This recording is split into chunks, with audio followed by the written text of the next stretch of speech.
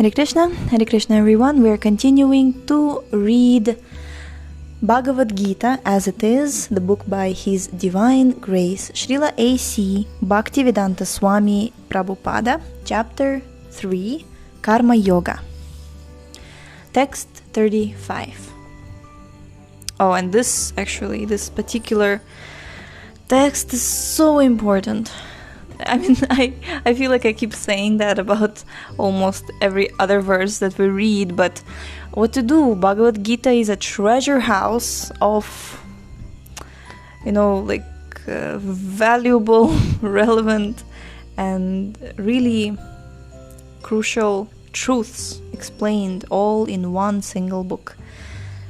Yes, so get ready for this. Text 35. Shreyan svadharmo viguna paradharmat svanushthitat svadharme nidhanam shreyah paradharmo bhayavaha. It is far better to discharge one's prescribed duties, even though faultily, than another's duties perfectly. Destruction in the course of performing one's own duty is better than engaging in another's duties, for to follow another's path is dangerous. Purport. One should therefore discharge his prescribed duties in full Krishna consciousness, rather than those prescribed for others. Materially, prescribed duties are duties enjoined according to one's psychophysical condition under the spell of the modes of material nature. Wow, Prabhupada even says psychophysical condition. Right. Under the spell of the modes of material nature. Spiritual duties are as ordered by the spiritual master for the transcendental service of Krishna. But whether material or spiritual, one should stick to his prescribed duties even up to death, rather than imitate another's prescribed duties. Duties on the spiritual platform and duties on the material platform may be different, but the principle of following the authorized direction is always good for the performer. When one is under the spell of the modes of material nature, one should follow the prescribed rules for his particular situation and should not imitate others. For example, a Brahmana who is in the mode of goodness is non-violent, whereas a Kshatriya who is in the mode of passion is allowed to be violent. As such, for a Kshatriya it is better to be vanquished following the rules of violence than to imitate a Brahmana who follows the principles of non-violence. Everyone has to cleanse his heart by a gradual process, not abruptly. Imagine, a Kshatriya means somebody who is in the position of a king or a great military, commander-in-chief. If suddenly he has to protect his country and then suddenly he's like, you know what, I think I will be non-violent pacifist who will just go to the forest. That was the initial idea of Arjuna, right? He was like, I think I'll just go and meditate. No. Okay, so we have to cleanse our heart by a gradual process, not abruptly. However, when one transcends the modes of material nature and is fully situated in Krishna consciousness, He can perform anything and everything under the direction of a bona fide spiritual master. In that complete stage of Krishna consciousness, the Kshatriya may act as a Brahmana, or a Brahmana may act as a Kshatriya. In the transcendental stage, the distinctions of the material world do not apply. For example, Vishvamitra was originally a Kshatriya, but later on he acted as a Brahmana, whereas Parashuram was a Brahmana, but later on he acted as a Kshatriya. Being transcendentally situated, they could do so. But as long as one is on the material platform, he must perform his duties according to the modes of material nature. At the same time, he must have a full sense of Krishna consciousness. I'll tell you honestly, this particular verse, that, better is to discharge your own duties, even though faultily, than another's duties, even if perfectly. And especially like how I also emphasized, or I brought it to your attention, that Prabhupada, he specifically says that we have our duties according to our psychophysical condition. All of us have our psychophysical condition, and we have to be honest, unless we are completely transcendental to our psychophysical condition, we have to take it into consideration. And what happens, I can speak for myself, what happened with me when I tried to, and like how Krishna says, you can do another's duties perfectly. I was trying to do, there was one service that I was doing out of necessity. And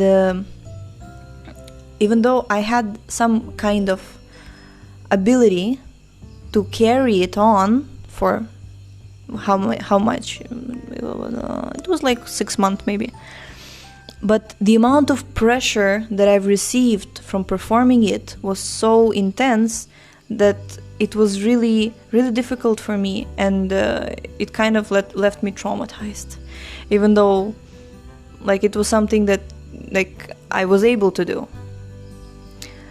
Basically it was organizing a drama group while traveling. Like we were traveling and performing, and I was supposed to be the manager, because at that time nobody was there to manage. But for me it was a very, very big, it was difficult, because it was against my nature. It's not my nature to do these things, but I could do it. And like my superiors, they were quite pleased with me, but it was dangerous. It's like Krishna says here, to follow another's path is dangerous. Many times, like there are these examples I heard from, I think, Bhaktivedanta Maharaj, yes, of course him, that this material body is like a machine, right? It says in Bhagavad Gita. So sometimes like he would say that if you're a knife, why do you want to act like a spoon? You can't just decide that now I'm a spoon, even though like this psychophysical condition of yours is a knife. You cut, you hurt, you can peel things, you can shred things, but you can't act as a spoon, So it's a very easy example for us to understand. There is a certain nature with our body. It comes with it. And I think in a previous book that we've read called Dialectic Spiritualism, aka Beyond Illusion and Doubt, Srila Prabhupada also, he even said that why do we need to give same education to all the kids? Some kids, they have different nature. And Prabhupada said that a qualified astrologer, he can say what kind of nature is there for the child, because the soul is transmigrating. It has past lives, so there is some kind of nature that we've brought with us to this life. And of course, just like Prabhupada says in the purport, when you're on the transcendental level, you can be anything you need to be for the seva, for the service. You can be a Brahmana, Kshatriya, you can... these distinctions of the material world do not apply if you're transcendental, provided you're transcendental. But most of us are not. And it's even more dangerous to imitate the transcendental level. It's the same thing, that you just not on that platform yet. So it's always better to be honest and to be considerate. Later on, this topic will be there when Prabhupada describes that there is your duties towards this material body, and like to keep the body and soul together, and there's your spiritual duties. So we always have to keep them in mind and follow our own path instead of another's. Okay, text 36. Arjuna uvacha athakena prayuktoyam papam charati purusha anichan api varshneya baladivani yojita. Arjuna said, O descendant of Vrishni, by what is one impelled to sinful acts, even unwillingly, as if engaged by force? Purport. A living entity, as part and parcel of the Supreme, is originally spiritual, pure, and free from all material contaminations.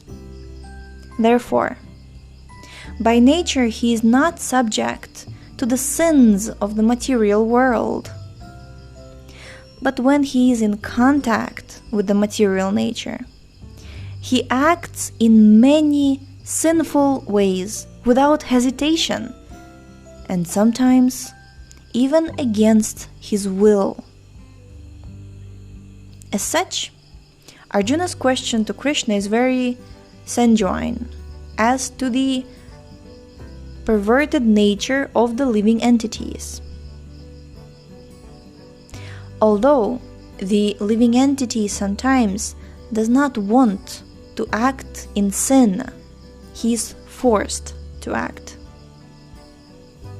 Sinful actions are not, however, impelled by the supersoul within, but are due to another cause, as the Lord explains in the next verse. And we shall read what is this cause tomorrow. Interesting also the in which context or in what progression Arjuna asks this question. This question comes immediately after this verse that Krishna establishes that one should not follow another person's duties. That's dangerous. And then Arjuna asked, but why do we do that? Why do we perform sinful activities even willingly, as if by force? The answer is very, very interesting. I remember when I was, how old was I? 15. I was reading Bhagavad Gita for the first time, from like beginning to the end for the first time on my own, and I was marking it with a pencil. So when it came to this particular verse that we're going to read tomorrow, 3.37, I was like, aha, and I like encircled what was the reason that we act sinfully. Yeah. Okay, thank you so much for tuning in today. The link to this book is in the description. Please check it out, read it along with us, share it with all of your friends. You can visit our website shravanamdiaries.com, and we shall see you tomorrow. Hare Krishna.